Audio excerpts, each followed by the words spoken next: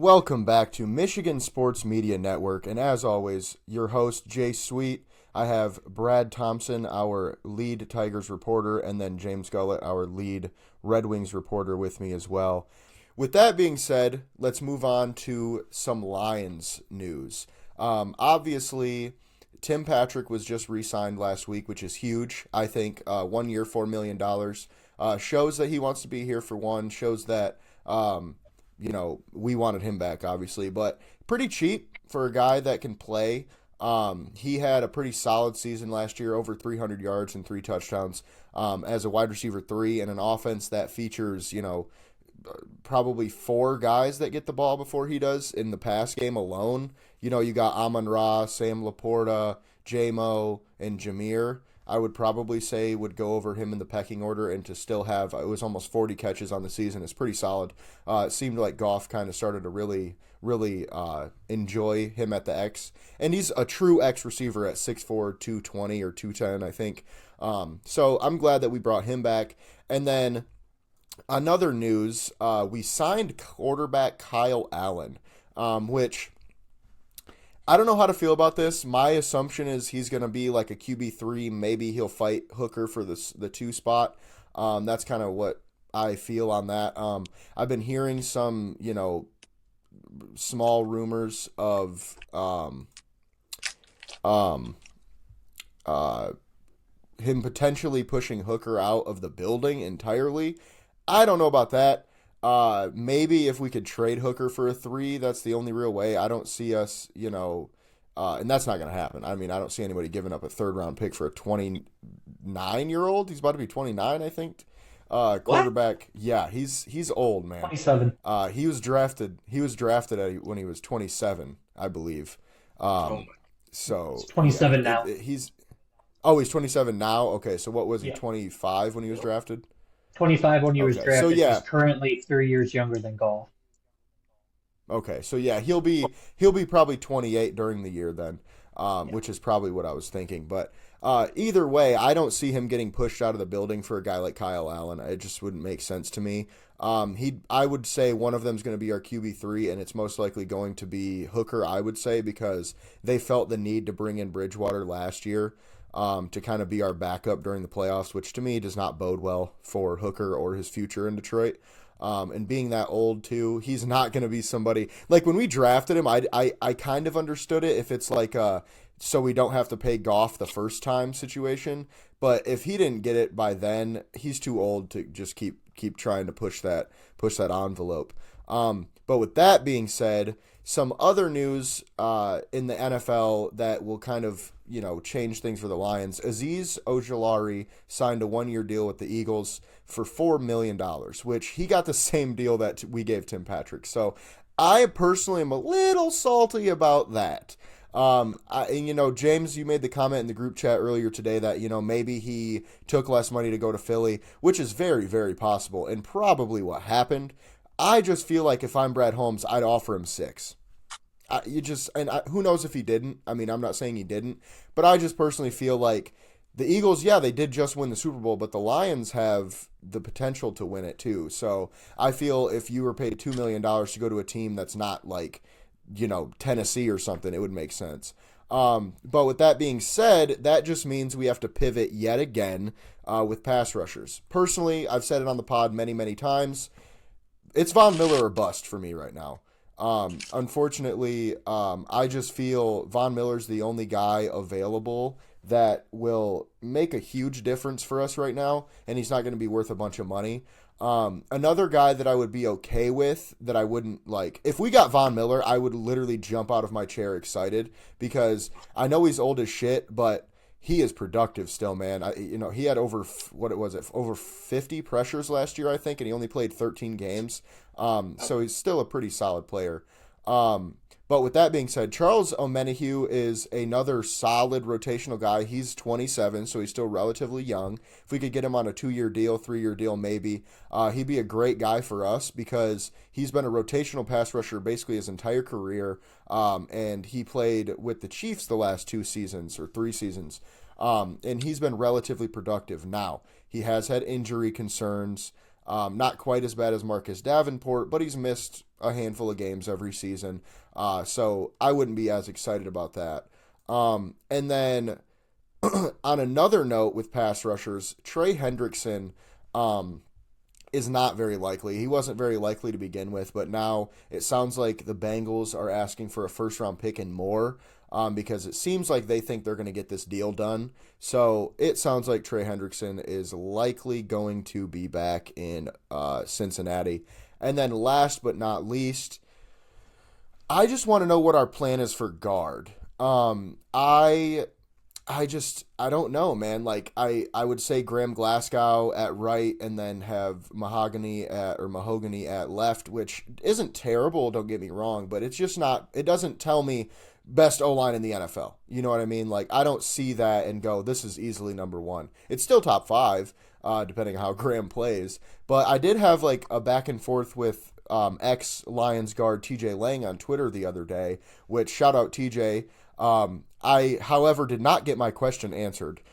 So he mentioned on Twitter about Manu, which we've talked about before, moving to guard, and I just simply asked, like, hey, why do you think he'd be good at guard?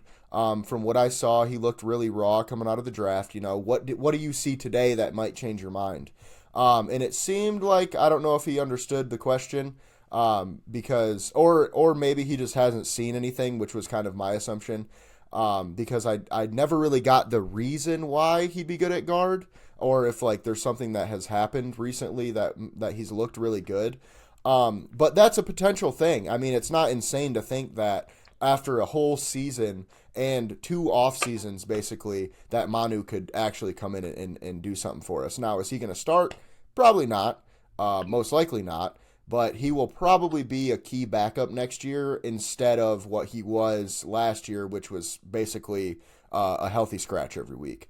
So I could see Manu kind of taking that skipper role this year as like our extra lineman in certain situations and stuff. But that's about it, I think, for Manu right now.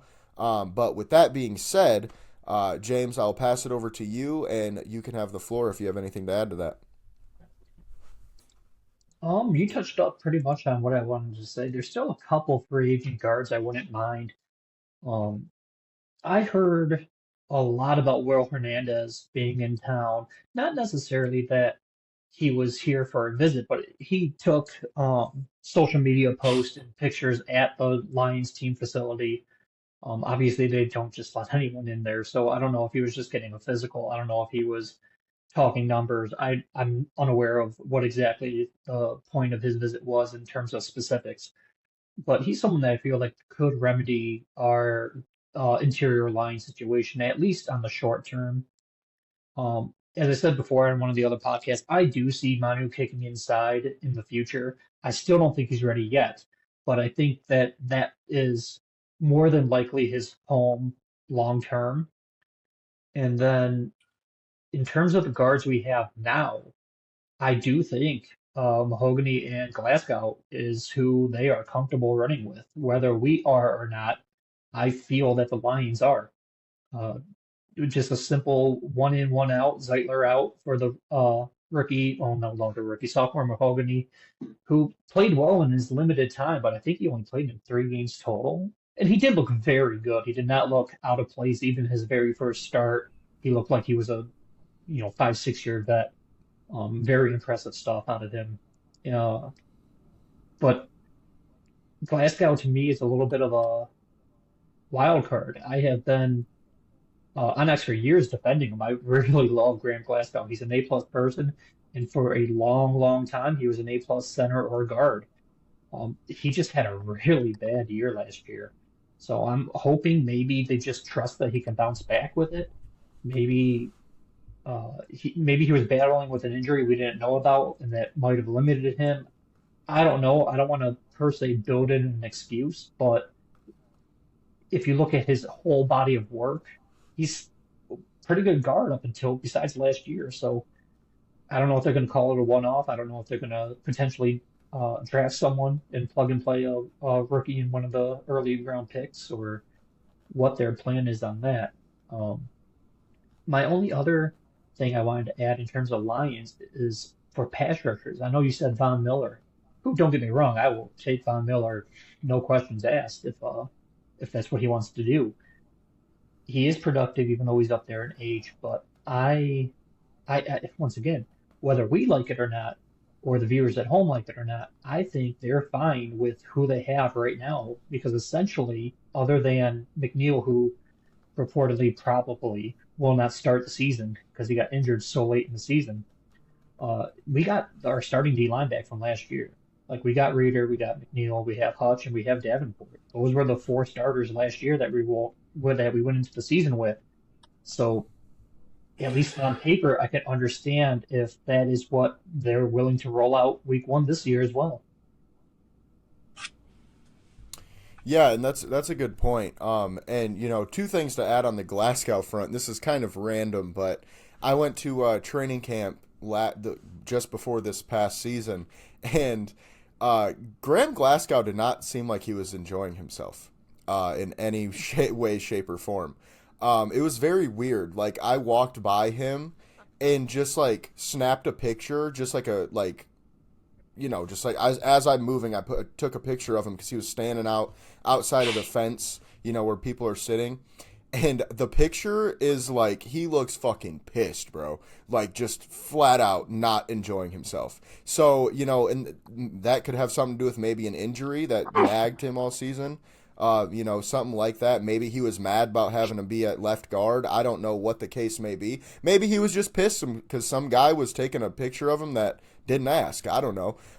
But just something to, just food for thought on that one. And then the other thing is a lot of people are forgetting Graham Glasgow is getting paid, or at least his cap hit is $8.5 million this year. So the fact that they did not cut him tells me that he's the starter. Like, they paid him more, or they are paying him more than they paid Zeitler last year, which kind of crazy if you ask me. I don't know.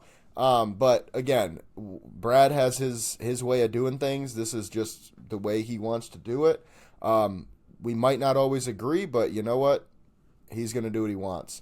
But at the end of the day, we're not the GM. So with that being said, Brad, I will pass it over to you, and the floor is yours.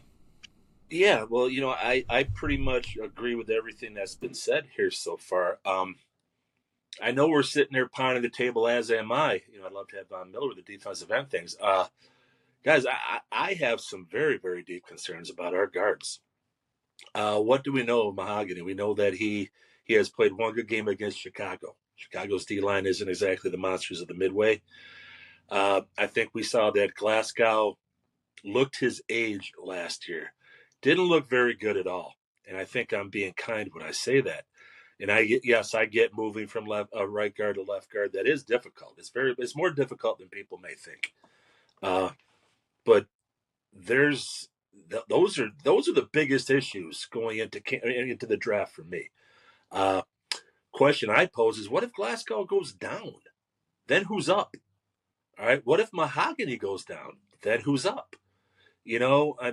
That's what really, really scares me. Guys, Zeitler was a Pro Bowler. Okay, let's keep that in mind now. All right, you're not going to. Graham Glasgow is not on the level of a Kevin Zeitler. He's just not. I could live with. I was going in perfectly. I thought for sure they're going to re-sign Zeitler. Then you got Mahogany switching in with Glasgow. Eventually, Mahogany takes over. But now that Zeitler goes, hey, I could see them, and I'd like to see them take a guard in the first round. Zabel from North Dakota State, who's up, can play up and down the line, who's got that mean streak. I think he would do very well. Will Hernandez is a guy I'd love to see him. He's got a mean streak. He's a road grader. He gets the pass protection done. I would feel a lot better if I knew we had a veteran across that line. So you got two big time question marks at your guard position right now, and you have no depth. So we've got to. I think that's something that we should definitely focus more on. When it comes to Manu, I'll give some props out to Lions Wire on X. I don't know if you guys have ever checked them out. They got video of Manu, and Manu's been working. It's a big time line camp for pros. It's with LaCharles Bentley. one of the best centers to play the game in the last 25 years. And it's showing what Manu can do when his footwork looks night and day better than last year. Is he ready for prime time? Not yet. Not yet. But we're here. We haven't had OTAs yet. But please, I'd like you guys to go check out that video. It'll make you feel a lot better about Manu. A lot better. Then lastly, I want to bring it back to Hooker. And I think Brad Holmes is the best GM the Lions have ever had, and so on and so forth. But this is a horrible pick. I think that we have realized that this pick is not going to come to fruition. Jared Goff goes down. I don't see, God forbid, but I don't see them saying, "All right, here's the keys to the caddy." And then I think they bring another quarterback in. I think you saw that with Teddy Bridgewater. He's old. He obviously hasn't grasped the playbook yet because they'd have a package in for him. If they would have a package because of the style he played in Tennessee. Brad Holmes has not really hit on his third-round draft pick since he's been here now. Broderick Martin, that remains to be seen, but I don't feel very good about him. I think we could have got more. And Hendon Hooker, guys, there was guys in the third round. I don't remember who offhand, but they would have been starting for us right now. I'm pretty sure. So, yeah, I would not. I think Kyle Allen is still going to be one of those guys just to be in camp. I could see him being a camp cut. Have another quarterback in the room, things like that. Because Jared Goff's not going to play one snap in the preseason. So you never know. Doesn't move a needle at all for me. Would I feel comfortable about Kyle Allen coming in? Nope, not at all. So Jared Goff, man, get wrapped in, get in that bubble wrap, because if you go down, then, and here's what could be ironic, right? Jared Goff gets injured because our guards couldn't block for him. How about that? Yeah. So get a guard early, Brad, please. That's all I got. Yeah, and that's a good point. I do think though that drafting offensive line early was always the plan. I don't think it mattered what we did this year, because if you, even just coming into the season, if you looked at our contracts on the O-line, obviously Zeitler was leaving, Glasgow's getting paid a little too much, Ragnow's getting in the 30s, and Decker is getting a little to the end of his run, I think, too. So I think no matter what, we had to at least pick one, if not two O-linemen this draft. But with that being said, I still would like to add a veteran, like you said, just because you never know if Glasgow goes down or if he just doesn't look that good. I mean, you can cut him post June 1 and still get all that money back. So I could see keeping him on until we can sign a new guy and seeing what they look like in camp, and whoever wins, cut the other guy, or, whatever the case may be. But with that being said, I don't necessarily think we should take one in the first round, simply because I think edge is a bigger need right now. I don't care what anybody says, man. We got rid of Zadarius Smith. Can you name who's going to be on the other side of Aiden Hutchinson right now? Fucking Marcus Davenport? That's what I'm saying. Pascal? That's scary. That's scary. As a Lions fucking fan, that scares the shit out of me. Yeah. No team is going to go, Josh Pascal, man, we got to worry about that guy. And no disrespect to him, he's a solid player, but that's what he is. He's very solid. He's consistent. He stops the run well. But he's not, fucking hope and pray that he does, but he's not going to come in and take that next step and be a double-digit sack guy next year. He's just not. And I love Brad Holmes, and I agree with most of the things he does. The one thing that I disagreed with when it happened was the TJ Hawkinson trade. I was pissed when we did that. Now, this feels similar. It worked out for us, though. I will say, TJ Hawkinson we traded him. We got Sam Laporta. The rest is history. Now, if he doesn't hit on that Laporta pick, maybe we're talking about it in a different light, but he did, so it doesn't matter. But the point is that I will hold judgment or reserve judgment until the draft, because I think with pick 28, we're going to take the best player available, whether that be a guard or a defensive lineman. Same thing with our second round and our third round picks. And at the end of the day, it's up to Brad to decide what is worth it to you to take that first round pick and that second round pick and that third round pick? If it were me, I'm going edge, guard, interior D line, just like that. And I think we're going to be great with that, simply because the interior defensive line class is very, very deep. You could get a guy like Jamari Caldwell, who I'm a big fan of. You might even be able to get him in the fourth round. So something to think about. And he's not, the most insane prospect, but man, get him on this D line and get him our coach Casey Rogers, and I think he'll make some moves. Now, with that being said, I still do think edge is the number one obvious need. We have to get someone to go across from Aiden. Like especially after we cut Zadarius Smith. Cutting him, like if we didn't cut him, I would feel probably 50% better than I do right now. But the fact that we got rid of him and aren't doing shit about getting somebody else in his spot just doesn't. I don't like it. And instead of signing Von Miller, we're signing fucking, and no disrespect, we're signing fucking Mitchell Agude. And it's like, great, that's awesome. I'm happy for him. Woo-hoo! Is he even going to play? Like, is he going to play a snap, Brad? Is this what we're doing now? Like, are we fucking re-signing guys who literally will not play? They're going to be healthy scratches on game day. And we're wasting our time re-signing them instead of making other moves. Now, not to say that's what's happening. I'm just saying, if that's the case, it's not a great look. Now, obviously, like I mentioned, there are still some good players available that we could get in free agency. So until it's all said and done, I'm just gonna chill and put my trust in Brad. Yeah, go ahead, Brad. Yeah, thanks. I think we know Holmes has got a real penchant for Alabama players, and I think that's great. And I did notice that they already had a guy in for an interview, and we all know that Brad will trade capital to move up. So I really want us to keep an eye on Campbell from Alabama. Yes. Okay, you're looking at a Will Anderson Jr. here, okay, possibly much along those lines where you've got the hybrid. He can rush the passer. He can stop, he can drop back in coverage. He is a hybrid. So, boy, Will Anderson 2.0 on that other side? Yeah, so I think if he starts falling out of that, let's say he gets to 12. That's their magic number, isn't it? Isn't 12 the magic number? Didn't two Alabama guys come there at 12? Keep an eye on it. I'm just saying. I'd love it. So. Yeah, and actually that's a good point because I'm a big fan of Jihad Campbell, and I feel like he would be a great player for this defense because, like you said, he can kind of do it all. And I think that now this is just pure speculation, but I do think Kelvin Shepard is going to come in and run a bit of a different defense than Aaron Glenn did. I think he's still going to have the same philosophy, like we get after it, we hit hard, we fuck people up. But I think he's going to come out in different fronts. I think he might use a little bit more zone coverage. And that's just because, think about it, he's a linebacker, right? Aaron Glenn is a corner. Aaron Glenn wants to be face up with you every play. I'm locking your shit down, buddy.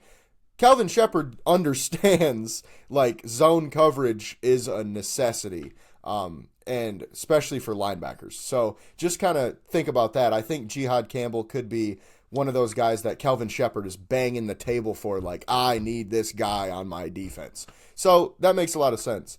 And now, James, I'll pass it back to you if you have anything else to add. Hindsight is obviously 2020, but going back to the Hendon Hooker pick with who we could have had and all that kind of stuff, I'm only going to name one name because I can probably scroll through the draft and find a couple. Hendon Hooker, and you can see it on X accuracies all over. Due to his age, because he was 25 when he was eligible to be drafted on draft day, I'm like, we had Goff, even if he didn't get a second contract, I don't know if a year or two, he's now 27, if he was ever going to be the answer for us. Maybe if he went to a Carolina or a Giants or a different situation, it would have panned out different. But one name we could have had instead of Hendon Hooker is a guy named Puka Nacua, who went a couple rounds later, and we're talking about we need an next receiver. So, I mean, that would have been nice, but I'm not going to drag Brad because, A, that is using hindsight. I don't know anyone on draft day that was saying this is the guy, get Puka Nacua. But that still would be nice, though. But, yeah, that is using hindsight. And then the only other thing I wanted to touch on for Brad is Um, and I understand because we drafted Broderick Martin in the third round as well, and he has struggled slightly with some third round picks. But let's not get too ahead of ourselves. He also drafted Kirby Joseph in the third round, and I think that pick's worked out pretty nice so far. So in Brad, we trust. We're going to let him Andoline do his McNeil. thing. Anthony McNeil, thank you. Yeah, because Ojulari was a second rounder who's for now looking nice. He came off his back injury. It took him a little while to get going, but now he's looking pretty dang nice. And then I don't want to get too far into it because then it can become a whole draft show. But there's only three names right now in the draft that excite me as a Lions fan if we get. And you mentioned one of them with Campbell. I also like Booker, the guard from Alabama, if so we can double dip at another Crimson Tide. And then Mike Green, the defensive end out of Marshall. I mean, right there's kind of three positions of need. I don't know too much about linebacker because, like you said, he's the hybrid, kind of a Clay Matthews role. Um, but he's just a football player. Like, just put him somewhere and he'll play. We traded up for JMO, like you said. We trade up when we see a guy we want. We traded up for Giovanni Manu. Granted, that's in the fourth round, but we still traded up for him. Brad will not hesitate to wheel and deal and use those picks as leverage and get the guys he wants. So if Brad wants a guy, he will just go get them. And at least for now, those are the three names that I would keep my eye on. Yeah, and you know that's a good point. I would also say, excuse me, I would also say that with the Hendon Hooker stuff, like I was not in this camp, but some people thought he was going to be a first round pick if he hadn't torn his ACL. So like if you think about it that way, it's like I get it in the moment of taking him because it's like, dude, if this kid fucking works out, we can ship Goff's ass out of town for a couple picks, and now we got a rookie contract quarterback for the next couple years. And you know, not to get too much on a tangent with this, but I did post on Twitter recently talking about how Jared Goff's contract is holding us back. And a lot of people didn't understand what I meant. I got a lot of hate talking about you're a hater of Goff and all this and that. No, it's simple. He's got a $70 million cap hit next year, folks. $70 million. That's the most of any quarterback in the NFL by like 10, 15 million. So Brad's going to have to restructure that. Now, with that being said, do I think Goff is the best quarterback in the NFL? No. Do I think he's top 5? No. Do I think he's top 10? Yeah. He's in that 6 to 10, I would say. You know, he's in the back half of the really good quarterbacks. But with that being said, do I think that we shouldn't have re-signed him? No. What I'm saying is the fact that he's getting paid so much makes it hard for Brad right now to go out and sign a pass rusher in free agency, to go sign a defensive tackle or whatever the case may be. It makes it so much harder. You have to penny pinch. So with that being said, I would not be surprised if Brad Holmes is looking hard at quarterbacks for the next 3 years at minimum. Because if I'm him, Goff's about to be 30. When this contract is done, he'll be 32, 33. I would probably be starting to look to move on. Now, you might call me crazy, but that's just because it's not because Goff isn't good. Don't get me wrong. It's because the contract is a killer when you draft as well as you do when you're Brad Holmes. You're essentially going to have to start saying to yourself, do I keep Goff or do I sign one of my, first round picks from a couple years ago? Just, food for thought on that. And then moving on to more NFL specific stuff, and we'll kind of wrap this up pretty quick. There's not too much going on right now. Obviously, we have the Aaron Rodgers, Russell Wilson fiasco at this point is what I would call it. It sounds like right now Rodgers is waiting on Minnesota to make up their mind on whether or not they want him. So if he doesn't go to Minnesota, it sounds like he'll probably go to Pittsburgh, which means Russell Wilson is waiting to see what Rodgers is going to do because he's got Pittsburgh, Cleveland, and the Giants. I don't really see a way that Rodgers goes to the Giants unless Pittsburgh doesn't want him. And I think they're waiting on him too, just simply because they haven't signed Russ. I think they're going to go ahead and try to be, pretty aggressive after Russ if they don't get Rodgers, simply because I think they came into free agency thinking we're gonna re-sign Fields or Russ, and Fields just a flat out left. So took one of their guys off the table. And then next up, Cooper Kupp got traded or not traded, sorry, got cut and then signed with the Seahawks of all teams, which makes sense for him. But they gave him 3 years, 45 mil. Insane, $15 million a year. I did not see that happening, especially over 3 years. Maybe a 1 year, $15 million. Cool, that makes sense. They don't have any receivers over there. Give Darnold something to throw to. But 3 years, 45 for a 31-year-old, 32-year-old receiver who literally, I don't know if you guys knew this or not, he has not played more than, I think, 13 games like ever outside of his 1 year of winning Offensive Player of the Year. Like he never finishes the season. And he also has not had 1,000 yards more than that season, I believe. So just kind of take that into account. He's not going to come in and be your wide receiver one. And on top of that, him and Jackson Smith and Jigba play very similar styles and roles. So it'll be weird to see how that, works out. And then something we didn't talk about too much, I know it's a little bit old news, but Joey Bosa signed in Buffalo for, I think it was 12.6 mil on a 1 year deal. I don't love the money that he got, but man, Buffalo is doing a good job in free agency right now, and I don't love that. They're one of the teams that last year, it seemed like at the beginning of the year they weren't going to be shit, and then Josh Allen just kind of brought them back from the grave, and then they ended up being one of the better teams in the league towards the end of the year, and they got a lot better this offseason. So just something to take into account. And then the last few things here. I love me some cold-hearted irony, don't you? I just love it when someone talks a bunch of shit and then gets fucking traded. Chauncey Gardner-Johnson, buddy, what are we doing here? You talked so much shit in the offseason. You talked shit before the Super Bowl. You brought us up before the fucking Super Bowl to talk shit. Now your ass is playing in Houston. You won a Super Bowl. I'm happy for you. But Philly said, for the second time, they said, nah, we're good. So, just saying, that's all. Now, with that being said, on some more positive news, Najee Harris to the LA Chargers might be my favorite free agent signing of the entire period. That is going to be an absolute nasty backfield now. Najee Harris fantasy managers are all rejoicing right now because now he's in a spot where he's going to get fed the ball behind a solid O-line. And they're going to do, I think, pretty well with him over there.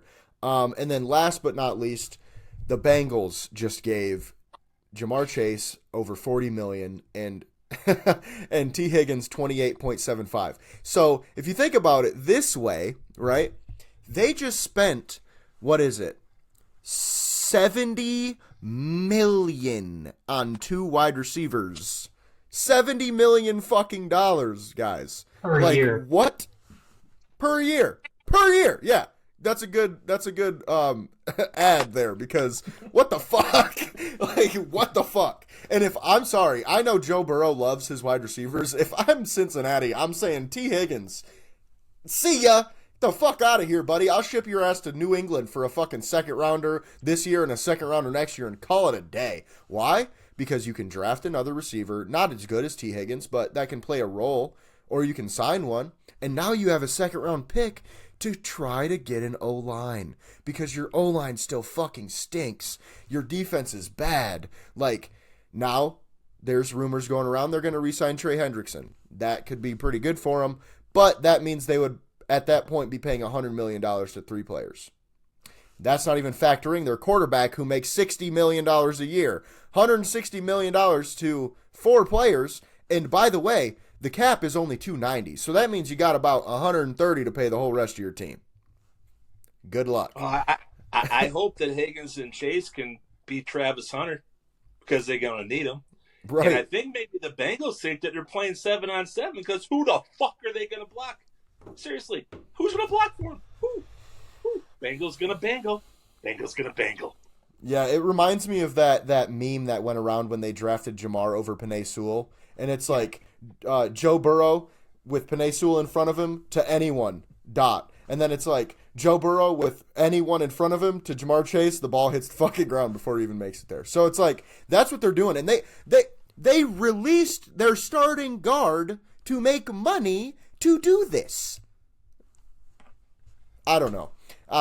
But with that being said, James, I'll pass it over to you if you got anything to add. As soon as I saw those extensions, Brad is the first person that come to my mind.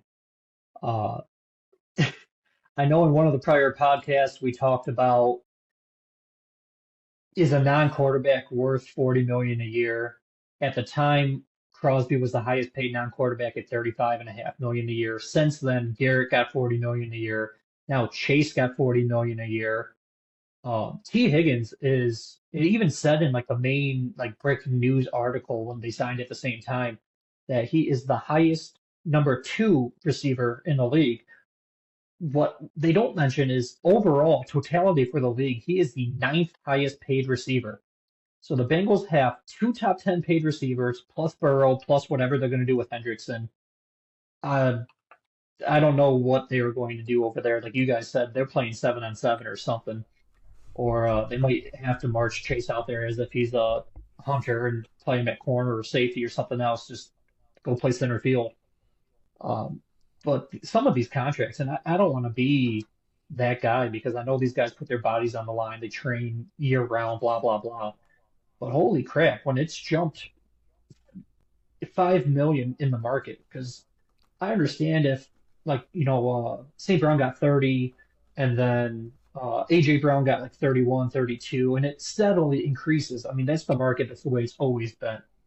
But when Max Crosby gets 35 and then Garrett gets 40, or Justin Jefferson got 35 and now Chase gets 40, like, why is there a $5 million per year gap in the coverage now?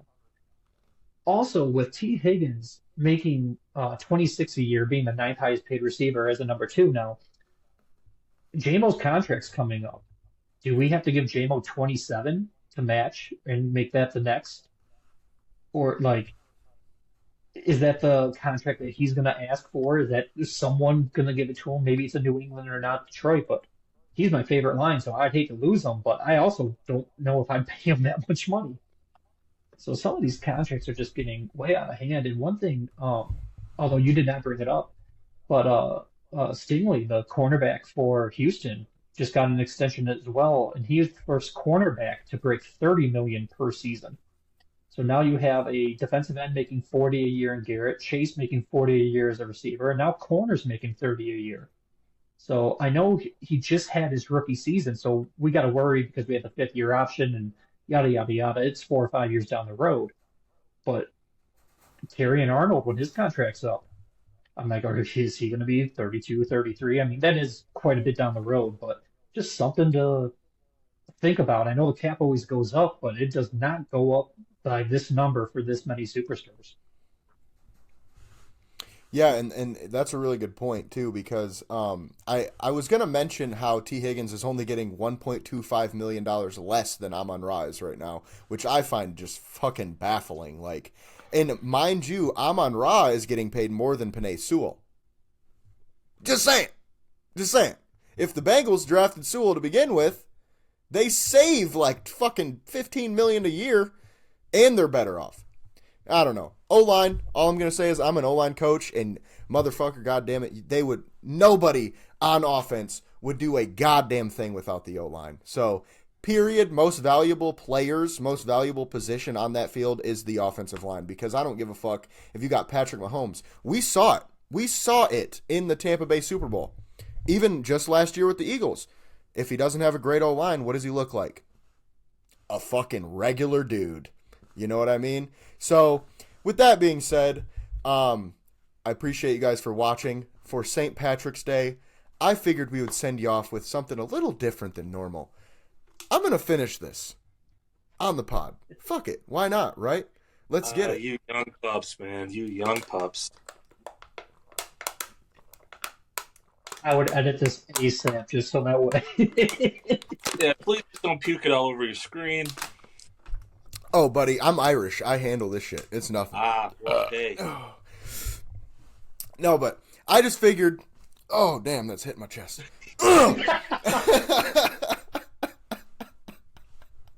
I just figured best way to do a send-off, chug me some whiskey, give a good Irish goodbye. But with that being said, I appreciate you guys for watching. This is Michigan Sports Media Network. As always, we have Brad Thompson at BT8Ball. We have James Gullett at Gullett_James, and myself at Jace O'Sweet. You can find us at MI Sports Media on Twitter and Instagram, or misportsmedia.com for all of our articles. Keep up to date, and we'll see you guys on the next one.